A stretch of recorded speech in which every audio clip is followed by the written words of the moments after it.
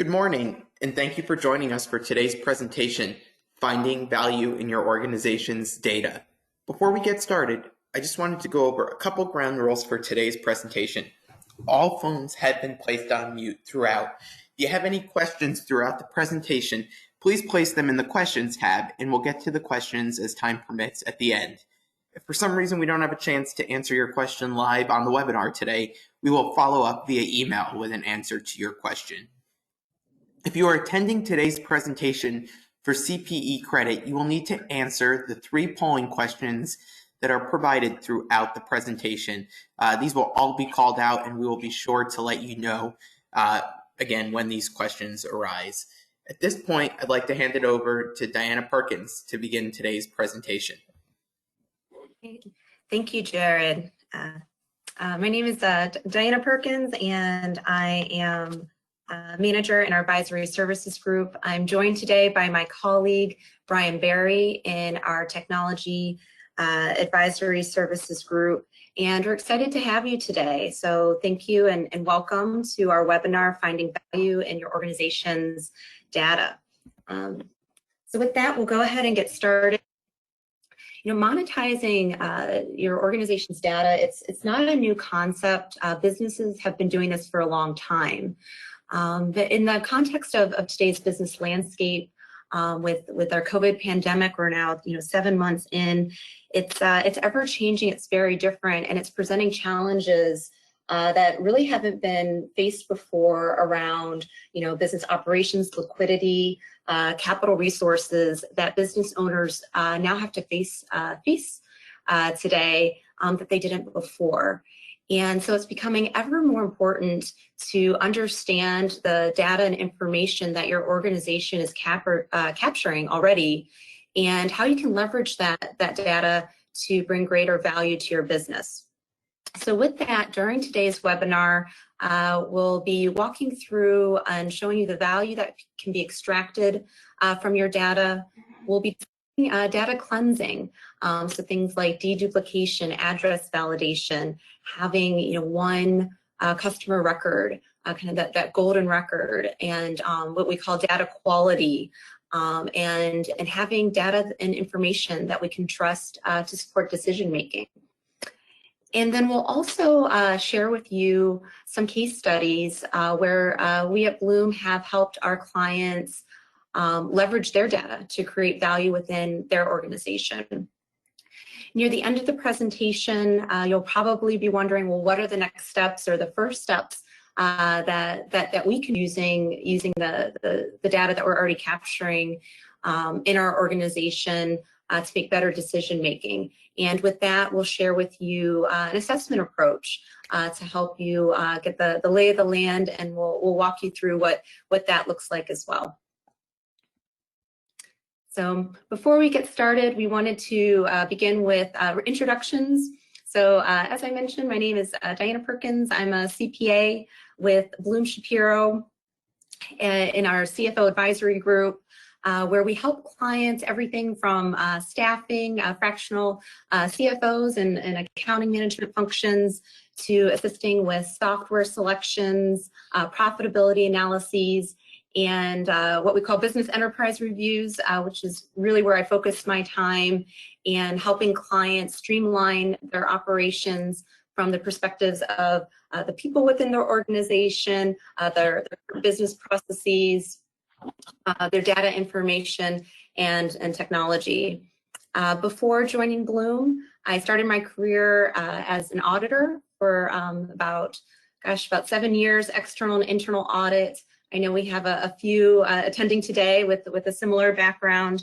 And then from there, I moved on to back office finance transformational work, as well as digital technology product management before joining Bloom.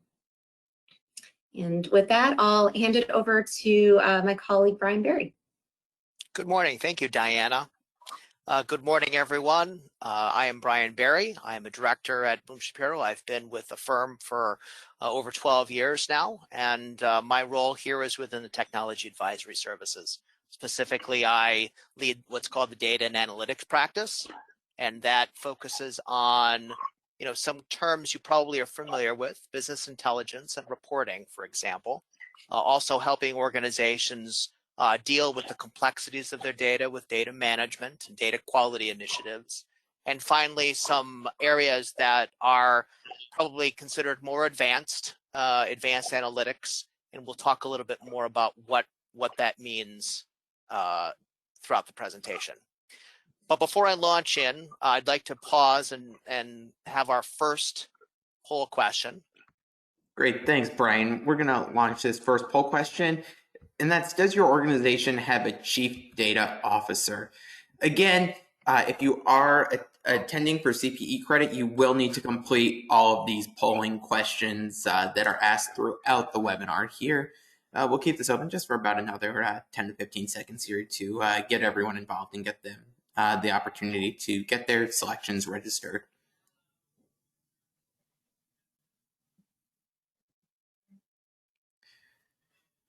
Great, thank you everyone for voting there, and I will hand it back off to our presenters. Thanks, Jared. I once heard someone tell me that be careful when you use the word data, because as soon as you say that word, many business people, they tend to lose interest. Data means details and minutia, if you will. So let me start by commending you on attending a webinar on finding value in your company's data. I think we all know, though, that the data is essential for some very important things that business and management needs. Dashboards, for example, management dashboards are an area that we talk with our clients about a lot. Financial forecasting, often driven by data. And I think it's also well known that data has become essential to the modern business, whether that's data residing in business systems, exchanges of data with business partners. And in a sense, really all businesses today rely upon data to the extent that they are data businesses. From the corner store with some sort of online accounting system or stock keeping system to the very largest internet retailers, all modern businesses run on data. And any modern enterprise that is going to use data needs to manage, govern, and secure its data in order to simply survive in the new economy. So companies which may not explicitly think of themselves as participating in the digital economy still use data. Next slide, Jared. Here at Bloom, we tend to think about things in terms of the balance sheet. And so, when we think about data, we often speak to our clients about finding ways to put that data to work. Many of us think of data as more of a liability, something which needs to be stored, something which needs to be secured and kept confidential. And that's true. That is important. But there is another perspective, and that perspective is that data can also be an asset. That data, when applied analytical thinking is applied to that data, it pivots over into something that can be put to work and used as a resource. So, in a nutshell, it's one thing to gather data. It's another thing to manage data, but it's another to make decisions based on it. And this is where analytics becomes really valuable, because without analytics, data doesn't really serve any role other than something that has to be stored. So what are some things, obviously, that can be where we can derive value from data? Well, dashboards and reports. We talk about businesses knowing their numbers, making sure that they know what their actuals are, what their targets are, what their goal is, and an awareness of the current state of the business and changing market conditions.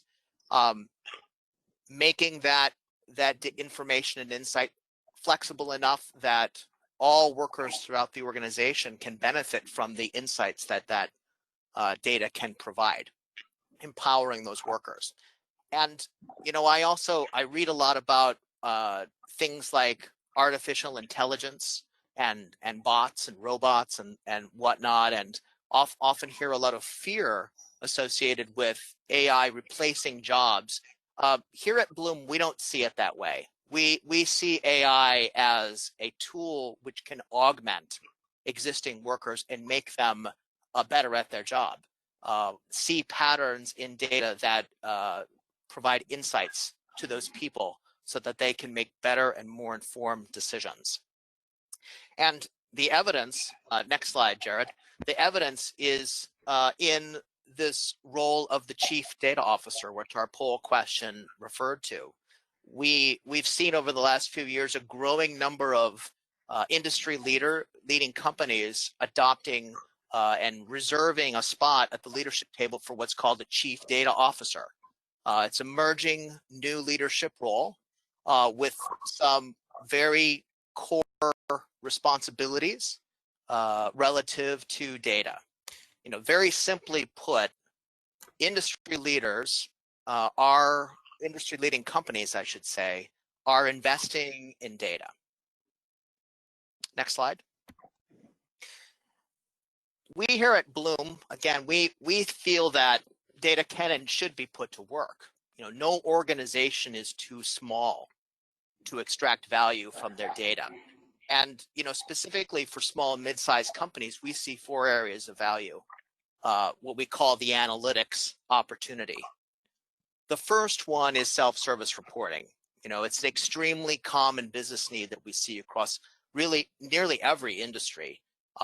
Organizations which are able to deploy self-service reporting, often in the form of management dashboards or management key performance indicators or KPIs, consistently outperform their competitors. And a key piece of that is because of the empowerment that it gives to their employees.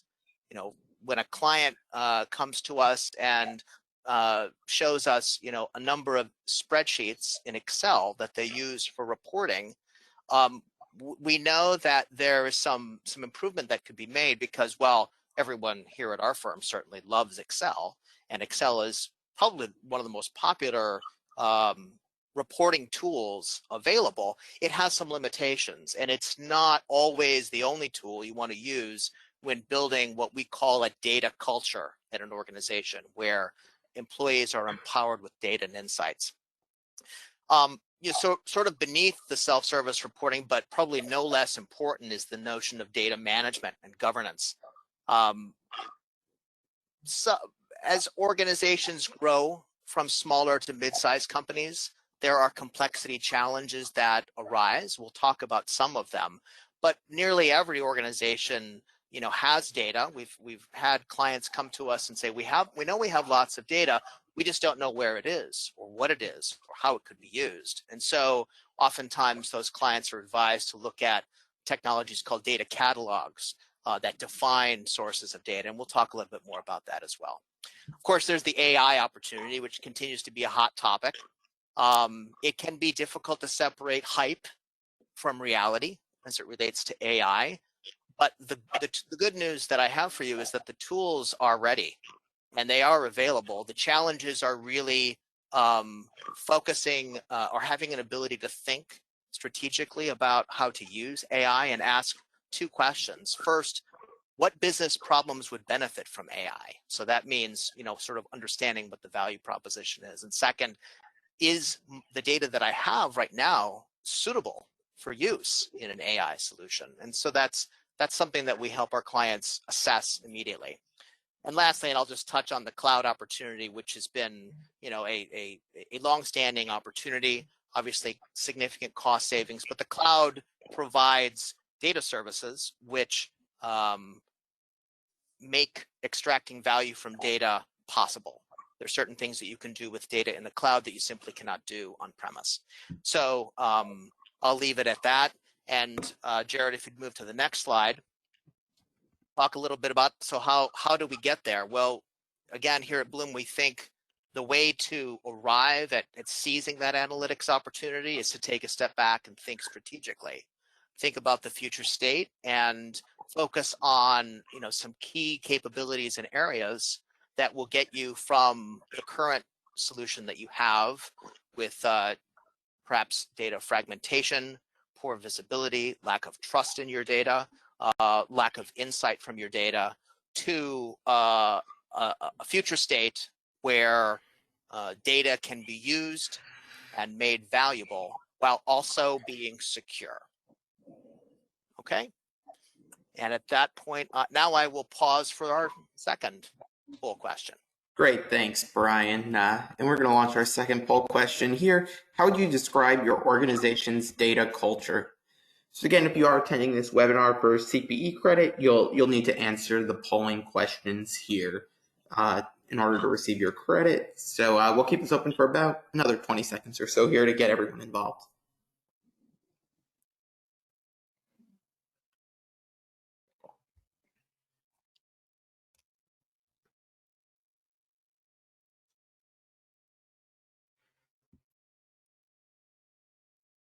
Great, perfect. Thank you so much, everybody.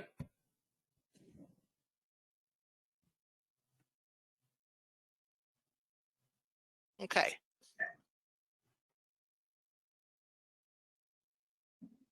Whoops. I think I may have skipped over a slide there with the case study. So at this point in time, what I'd like to do is share some stories which touch upon the analytics opportunity and highlight some of the value propositions that we're seeing in the market with our clients.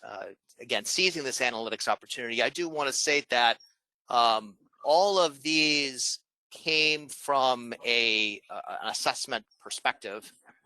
So we start with taking stock of what the issues are with our clients and identifying where the top priority issues are.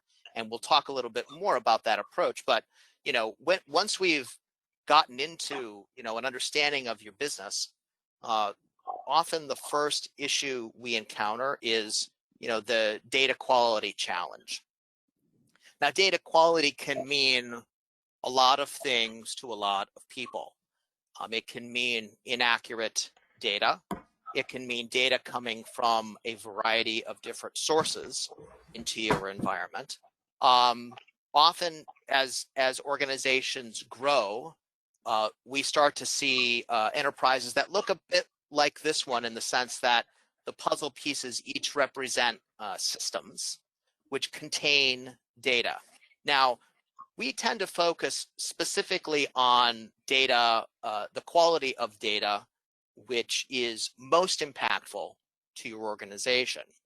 The most impactful, most valuable organization data in your organization is master data which is referenced by orders, transactions, or purchase orders in the case of a vendor master, or a GL accounts and your financial reporting.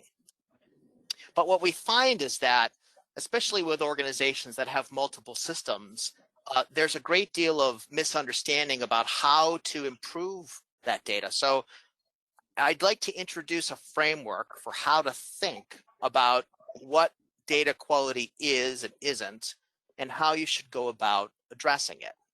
The first piece within the data quality puzzle is that you need, whoops, I'm getting a little punch heavy here. I'm going to go back. Apologize for that. You have multiple records in a single system. A CRM is a great example of this because a customer relationship management system often has lots of different sources. Maybe you have sales individuals who are entering opportunities or leads. You may have third-party lists of information that you're pulling into a CRM. So the CRM, because it is most flexible for all of the individuals who want to use it and all the sources of data, is most susceptible to having duplicated data. So for a data quality solution to be successful, you will need to have the ability to correct and deduplicate records in a CRM so that you don't have duplicated records in a particular system. Now, once that prospect becomes a customer, there will be a transition of that data over to an ERP system. And the ERP system is going to need more information. It will perhaps need a DUNS number to establish credit, for example. So usually that transition from a CRM or sales system over to an order or back office system is a one-time transition. And one of the things that we think about is that that data is living and breathing. It will change over time. That customer is a person in the real world with real attributes. And unlike a transaction, which is largely posted and chiseled into stone, a customer record changes over time. So we need to know as much information about it as we can. So we may need to enrich that information with third-party systems. We may also need to correct it. In this case, we've got a zip code that's only 4 digits, obviously not correct. So once we move there, we want to have a master record in the center, which connects the data from the CRM and the ERP so that we know that we have just one person here and that we have the best, most correct information about that person possible. We sometimes refer to that as the golden record for the customer. And then, of course, things can get even more complex if you've purchased, let's say made an acquisition or purchased another system. Then there may be another record for a particular company. In this case, Carrier Co. Perhaps they move from one location to another, and you have a record for this customer that's at a different address. Well, how do you reconcile that? Without any sort of governance strategy or data quality tooling, then you may never realize that this is actually the same company. But with a harmonization strategy with systems that are connected in the middle, we can make sure that everyone is singing from the same sheet of music, if you will. Then we get to the analytics solution, and you may have noticed when we started out, we had 3 records in the CRM, 1 in ERP, and 1 in some other, supply chain management or shipping solution. And now when we want to report on these customers, understand what the real relationship is with that customer, we may have 5 records in there. We don't want that. We want 1. There's only one Crete Carrier Corporation. So to our analytics, we want to unify those into a single customer and person. So as an example, this is a very common example we like to use because it's customers and we all have customers. Another example might be assets on the manufacturing floor. We actually have a client who is a service provider for water purification equipment. They have a field operations team that's spread across many regions across the country, and they install, maintain, and also replenish rental equipment from client locations. So think of a water boiler in our, remember our offices when we actually went into offices, right? Most of us probably working from home. Those pieces of equipment that are rented out need to be tracked, and so the Bloom Shapiro team implemented an equipment master data management solution that digests weekly inventory reports from field technicians and matches the serial number data to other records of that equipment. And this allowed the team to fully understand the life cycle of their equipment. The benefit of this is that over $1 million in refurbished equipment was found across the business after the MDM solution was installed, and hundreds of thousands of dollars of new equipment were saved by leveraging existing rental equipment. So you can think about master data management and data quality as something that spans not just customers, but assets, GL, vendor, locations, etc. Okay, the next one I'd like to share with you is about data discovery. So now we have trustworthy data, and that's good. We also need to make sure that that data is well understood as to what it is and what it means, what its sources are, where it came from, and how best to use it. Oftentimes, we talk about, again, data catalogs or data glossaries. We have a client who's a manufacturer of medical equipment components, and they had cost and manufacturing quality control metrics dispersed across multiple silos of data. And their analysts were confined to a narrow analysis of that data in Excel. So what we did is we we determined that and recommended a very low cost online data catalog that they could use to describe all of these data sets and expand the visibility of that data to company analysts. And then we used a business intelligence tool to pull the data together to produce consistent and holistic reports for quality control, for engineering, et cetera.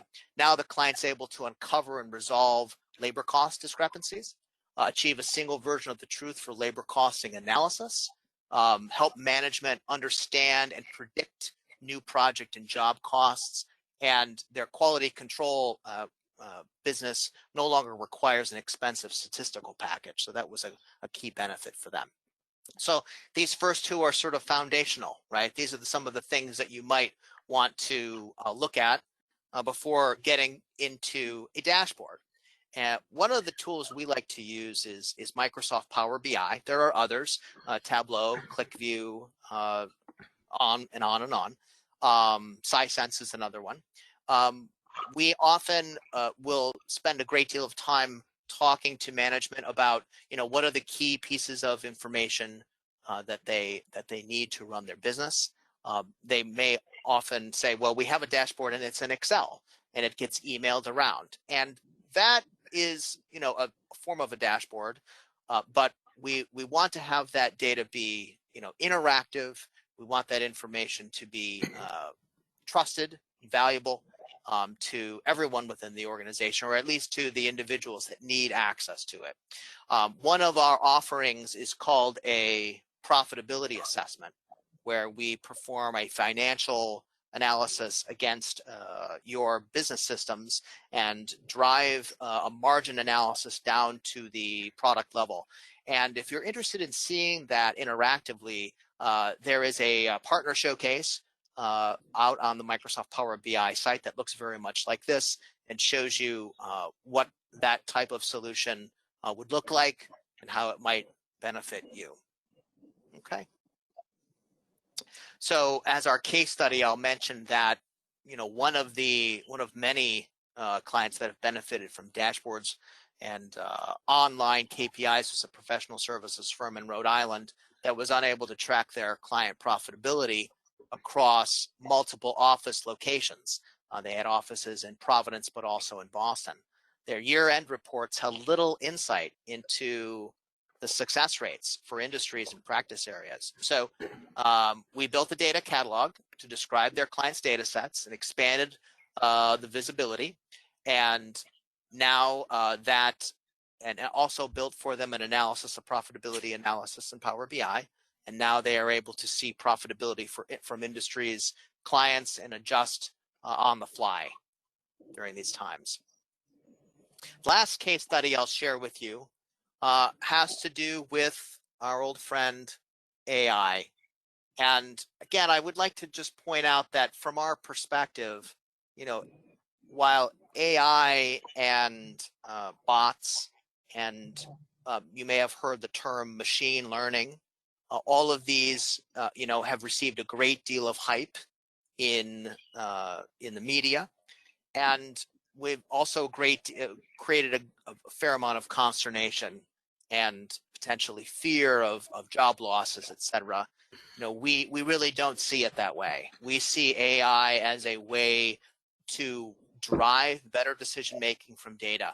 And what we're using right now are very easy to use tools that enable us to connect to services, technology services that are offered by cloud vendors, whether that's facial recognition, image recognition, text recognition, natural language generation, natural language moderation, or for example, content moderation, I should say. All of these services are available right now, and you can, if you have the right data, you can build your own model. And in fact, what we did for one of our clients, a stainless steel processor in the aerospace industry, was looking for ways to make better decisions about which raw materials they should use for processing and made to order customer requirements.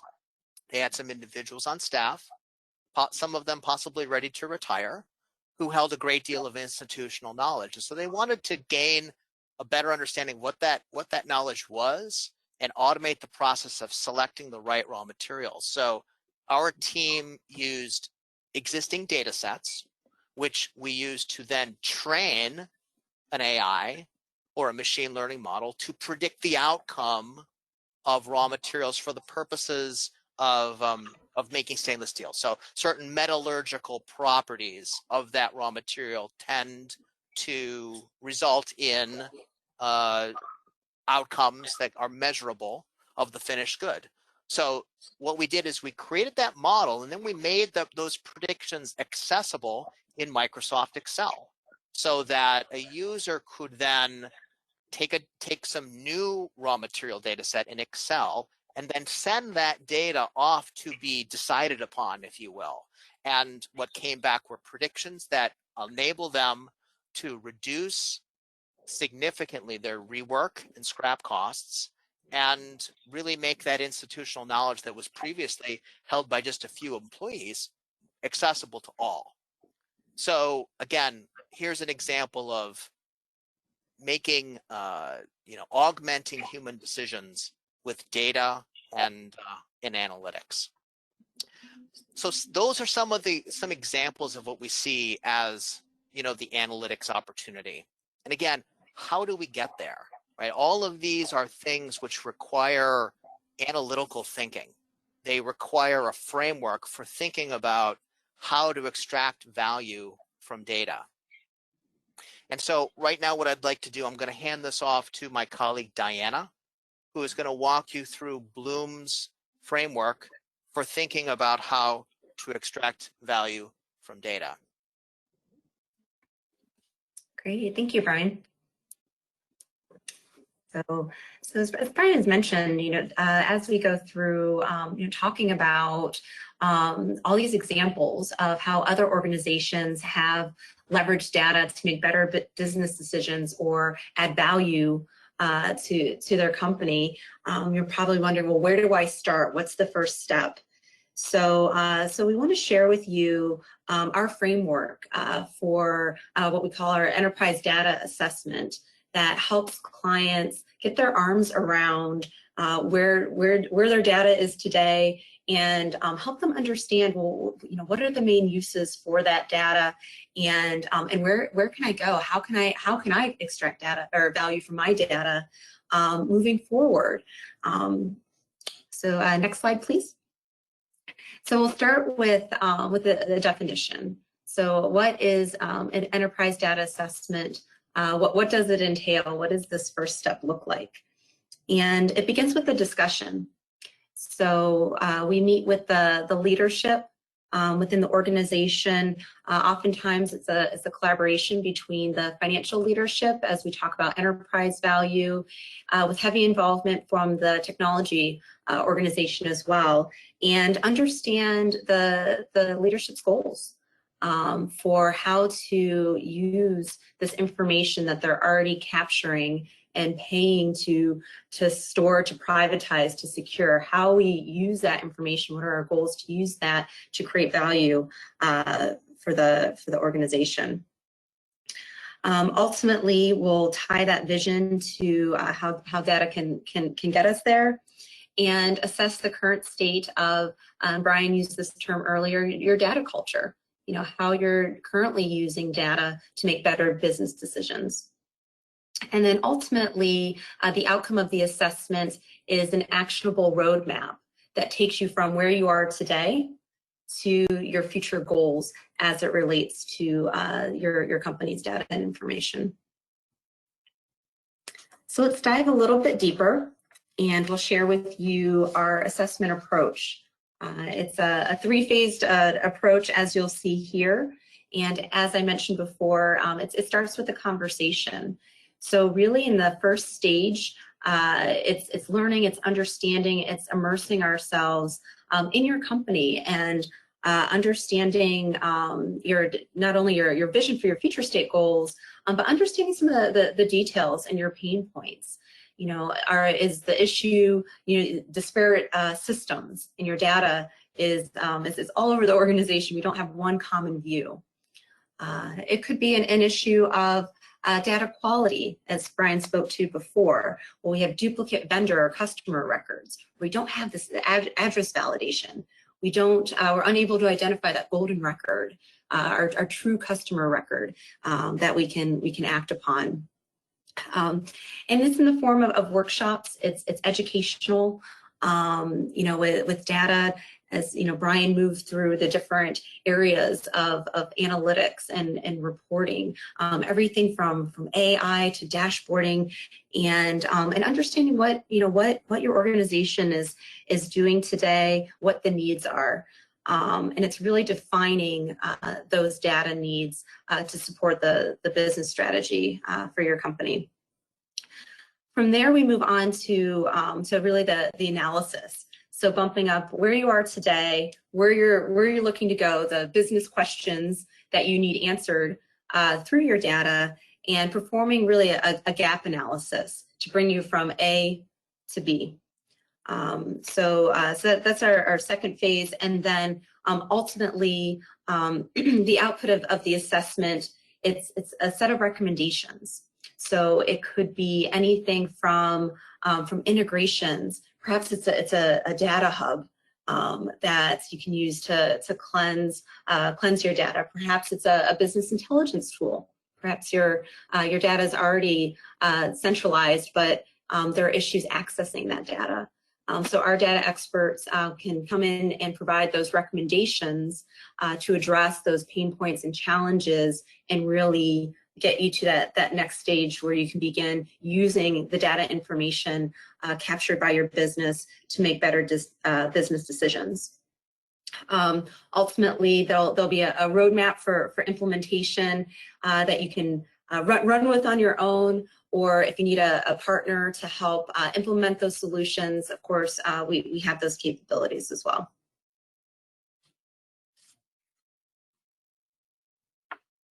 All right, we've got our last poll question here. So this is, do you feel your organization would benefit from a data assessment? So again, if you are attending for CPE credit, you will need to complete 3 polling questions, and this is the last one here.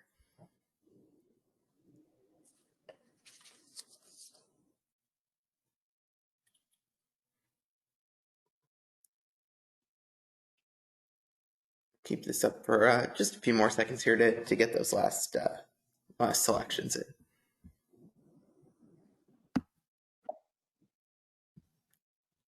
Perfect.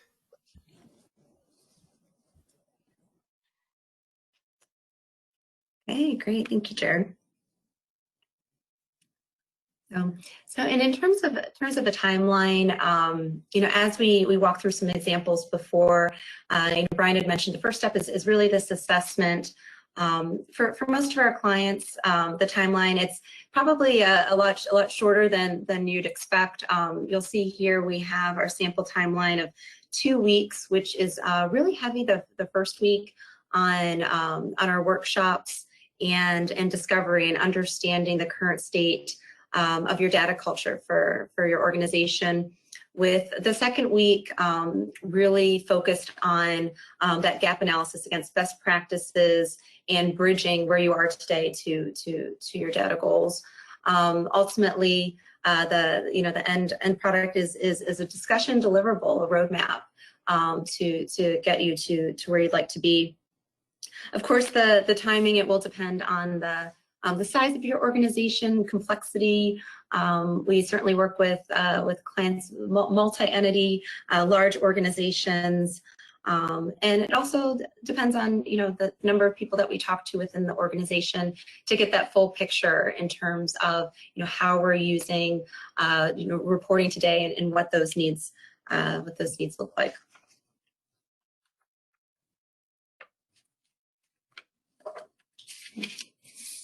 Now, the value coming out of the assessment, as I mentioned before, it really starts with the vision and diving deep into how is our industry putting data to work today, and what could we be doing? Where is our organization now, and doing that current state assessment, and then taking it a step further. What are the real issues behind our information gaps, and how do we address those? How can we benefit quickly? So all of this will come out of those workshop sessions. And then ultimately, we'll want to prioritize, what's the most important area that we want to accomplish first. Perhaps it's accessibility. It's example that Brian gave earlier is around, analysts being able to access information in a meaningful way.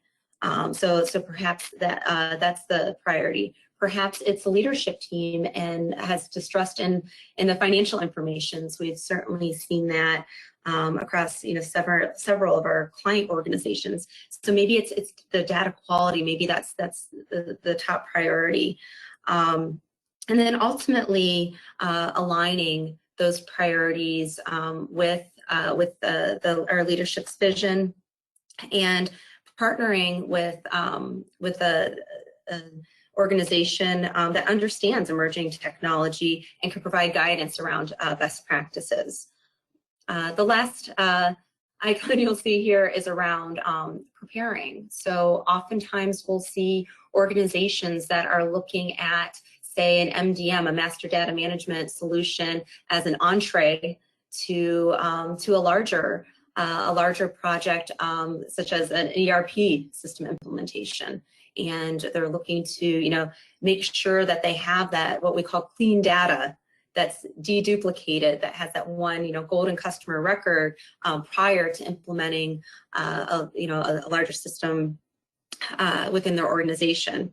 Another example could be, and again, going back to the context of really the business landscape that we're in now in light of the pandemic. Many organizations are rationalizing their service lines or their product lines, and looking at wanting to take a deeper dive into their margins. What's a restaurant? What menu items do we continue to promote or even have in our menu? We're now forced into maintaining our current operations with less staffing. Perhaps it's a manufacturer. Do we continue to manufacture widgets A, B, and C, or maybe it's just A and C? What does that profitability look like? And in order to get to that point, we need to make sure that we have the data behind that to support it, and the tools to extract that data for our business users. So that would be another example of the value and the ultimate goal of really monetizing this information and data that we're already capturing. And it's really a shift in mindset from data being viewed as a liability, something that we have to pay to store, to secure, to privatize, and flipping that on its head to viewing data as an asset. And how do we leverage this commodity that we're already capturing, that we're already paying for, and how do we leverage it to gain better business insights and make better business decisions as we move forward? It's really an area that we see as one of the greatest untapped resources by many businesses and organizations that we work with across all industries.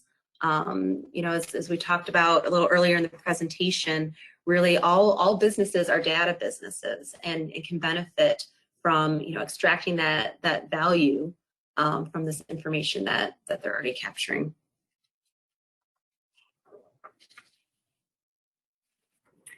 So for those who are interested in learning a little bit more about your own data culture and where you measure up, we do have a questionnaire. It's a pretty quick questionnaire. It's 12 questions located on our website at bloomshapiro.com, where you can download. It's a PDF you can download, and it asks questions around about everything from collaboration to your KPIs to analytics to the do you have a CDO, a Chief Data Officer?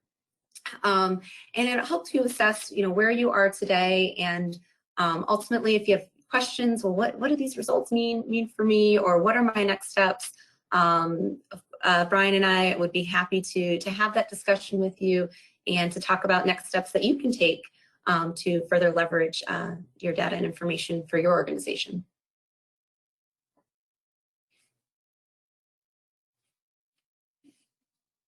Okay, and that concludes our webinar for today. I don't know, Brian, if you had any closing remarks you'd like to share. No, thank you very much for the time. And I think we're maybe ending a little early. If there are any questions, happy to answer them at this time. Otherwise, nothing further to add. And while we give people a minute or two to answer or to put any questions in the questions tab here, I just want to let everyone know, from an email standpoint, you will be receiving an email tomorrow that'll contain the recording of today's presentation, the slide deck, and you will also get a link there to that self-assessment that Diana just spoke to. So if you're interested in that, we will be emailing that out to everyone following the webinar. Probably you'll get that tomorrow morning. So again, if you have any questions, we'll keep it open for just another minute or so here to see if we get any in.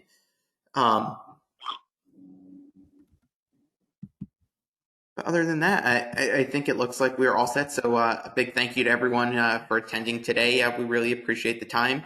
And if you do have any questions, again, we've got the information here for both Brian and Diana, and you'll get this via email as well that you could reach out to either of them with any follow-up questions that might be specific to your organization. So again, thank you everyone for attending, and appreciate the time today.